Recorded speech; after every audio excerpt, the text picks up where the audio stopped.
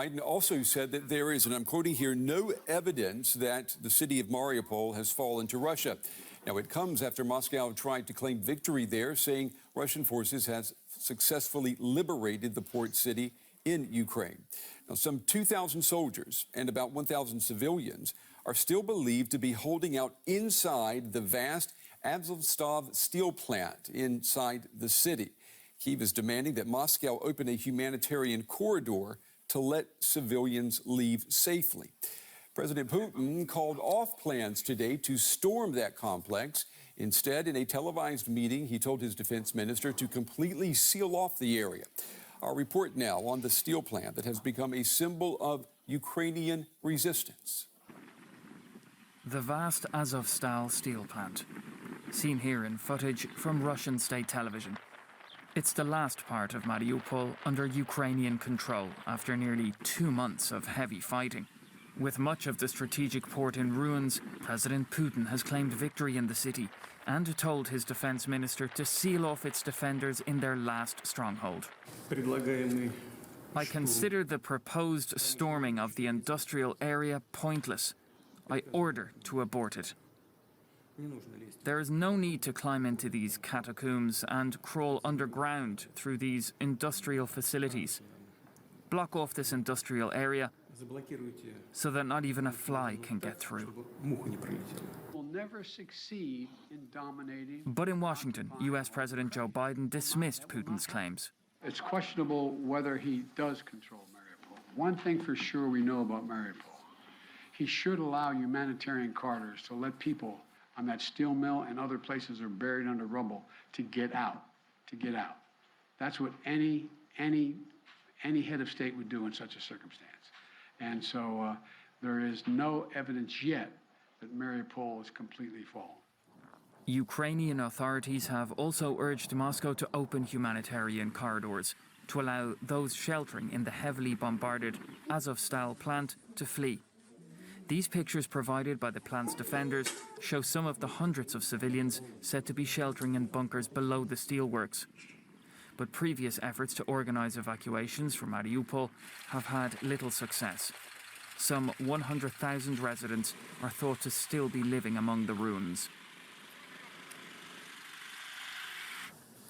In Kyiv, Ukrainian President Volodymyr Zelensky, speaking alongside his Spanish and Danish counterparts, remains defiant in the face of Russia's assault.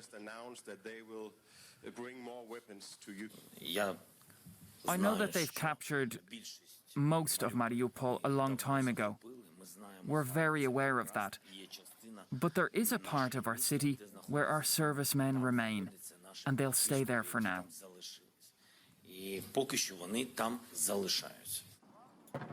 With no surrender planned by those blockaded in the Azovstal steel plant, there is growing concern that those trapped inside could starve. All right, let's bring in DW's Matthias Berlinger. He is in Kyiv for us. Good evening to you, Matthias. What do we know tonight about the fate of those Ukrainian soldiers and civilians who are still inside that steel plant in Mariupol?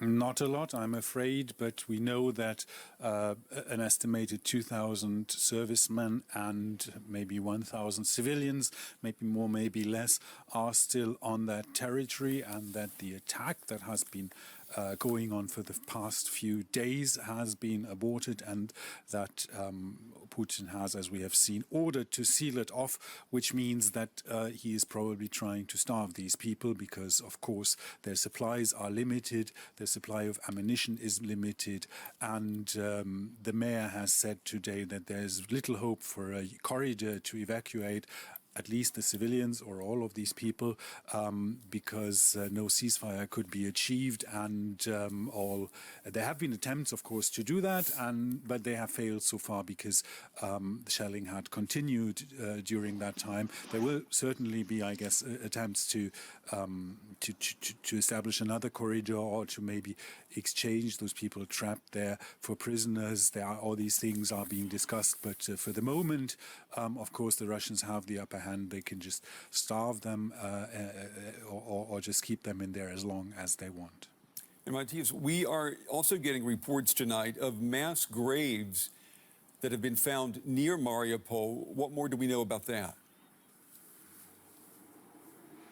Yeah, satellite imagery has shown that there were many fresh ditches that look like graves in a place where authorities have said that Russian authorities have buried the dead. We know that, or the mayor of Mariupol estimates that 20,000 people at least have died in these weeks where the city was under siege. That would be a big portion, a big part of the people who had still been living there at the beginning of the war. And of course, these people need to be buried somewhere. No city has enough morgues for 20,000 people, and with no electricity. What happened also in other places in Ukraine was that the authorities, either the occupiers or even the civilians, they would quickly bury the people, at least temporarily. And these big graves, of course, these images, they support what the mayor has said, that the number of people who died in this city is really high. And in Kyiv today, the Spanish and the Danish prime ministers came for a visit. What more do we know about what they said? Well, they have announced additional weaponry aid, they have additional military aid, and and the Spanish Prime Minister has also visited one of the places that was most devastated by the Russian, that was occupied by Russia, and he was deeply moved by what he saw there. It's of course a show of solidarity, and we see now heads of state or government arriving here more frequently to show support for Ukraine.